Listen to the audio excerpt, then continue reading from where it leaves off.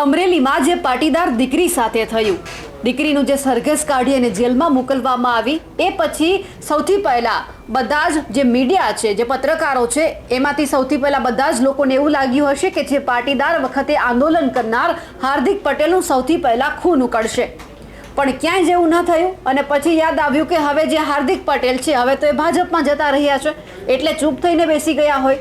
પણ સૌથી પહેલા તો અમને પણ એવું લાગ્યું હતું કે હાર્દિક પટેલને પોતાનું આંદોલન યાદ આવશે અને દીકરીને ન્યાય અપાવવા માટે તેઓ આગળ આવશે.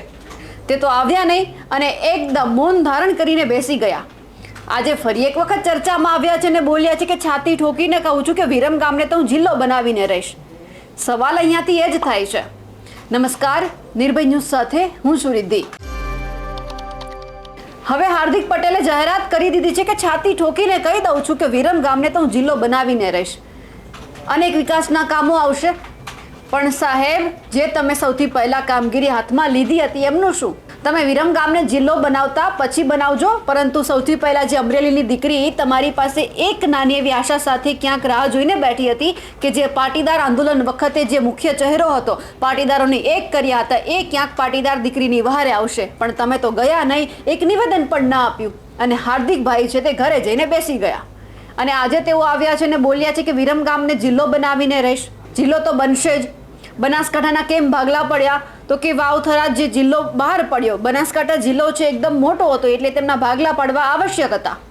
હવે સાહેબ વિરમ ગામને જિલ્લા બનાવવાની માંગ કરી રહ્યા છે.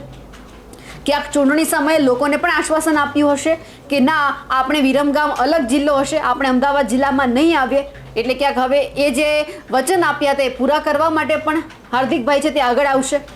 પણ સવાલ એ છે કે કેમ જ્યારે આવા બધા જ નેતાઓ જ્યારે કોઈ સત્તા પક્ષમાં બેસી જાય છે તો પછી કેમ એમને એમનું પાછળનું ભૂતકાળ ભૂલાઈ જાય છે?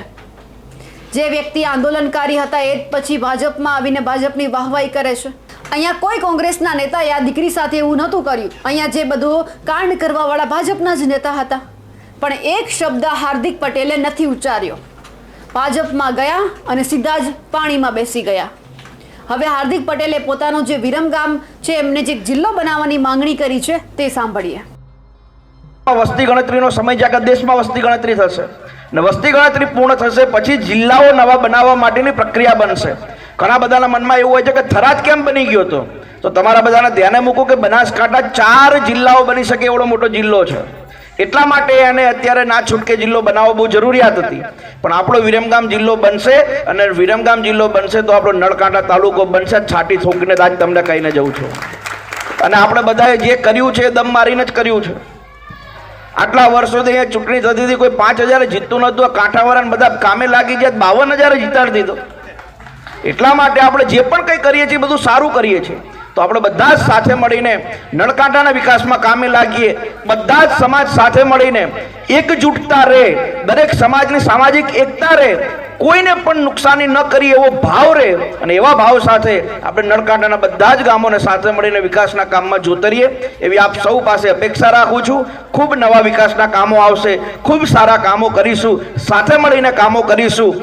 અમે બધા જ કામો કરવા માટે તૈયાર છીએ, પણ તમારા બધાના આશીર્વાદ પણ અમારા માથે રહે એવી અપેક્ષા તમારા બધાની વચ્ચે હું રાખું છું. વસ્તી ગણતરીનો સમય જ્યાં દેશમાં વસ્તી ગણતરી થશે ને વસ્તી ગણતરી પૂર્ણ થશે પછી જિલ્લાઓ નવા બનાવવા માટેની પ્રક્રિયા બનશે. ઘણા બધાના મનમાં એવું હોય છે કે થરાદ કેમ બની ગયો હતો, તો તમારા બધાને ધ્યાને મૂકો કે બનાસકાંઠા 4 જિલ્લાઓ બની શકે એવડો મોટો જિલ્લો છે. એટલા માટે એને અત્યારે ના છૂટકે જિલ્લો બનાવવો બહુ જરૂરિયાત હતી. પણ આપણો વિરમગામ જિલ્લો બનશે અને વિરમગામ જિલ્લો બનશે તો આપણો નળકાંઠા તાલુકો બનશે. છાટી ઠોકીને આજ તમને કહીને જઉં છું. અને આપણે બધાએ જે કર્યું છે દમ મારીને જ કર્યું છે. આટલા વર્ષોથી અહીંયા ચૂંટણી થતી હતી, કોઈ 5000 જીતતું નહોતું. આ કાંઠાવાળાને બધા કામે લાગી જાય, 52000 જીતાડી દીધો. એટલા માટે આપણે જે પણ કંઈ કરીએ છીએ બધું સારું કરીએ છીએ. તો આપણે બધા જ સાથે મળીને નળકાંઠાના વિકાસમાં કામે લાગીએ. બધા જ સમાજ સાથે મળીને એકજૂટતા રહે, દરેક સમાજની સામાજિક એકતા રહે, કોઈને પણ નુકસાની ન કરી એવો ભાવ રહે. અને એવા ભાવ સાથે આપણે નળકાંઠાના બધા જ ગામોને સાથે મળીને વિકાસના કામમાં જોતરીએ એવી આપ સૌ પાસે અપેક્ષા રાખું છું. ખૂબ નવા વિકાસના કામો આવશે, ખૂબ સારા કામો કરીશું, સાથે મળીને કામો કરીશું. અમે બધા જ કામો કરવા માટે તૈયાર છીએ, પણ તમારા બધાના આશીર્વાદ પણ અમારા માથે રહે એવી અપેક્ષા તમારા બધાની વચ્ચે હું રાખું છું. હાર્દિકભાઈ, જો એક વખત પણ તમને પોતાનો આંદોલનકારી ચહેરો યાદ આવ્યો હોય તો એક વખત આ દીકરીને તમે મળવા માટે જજો, કારણ કે ઘણું બધું આ દીકરી સાથે થયું છે.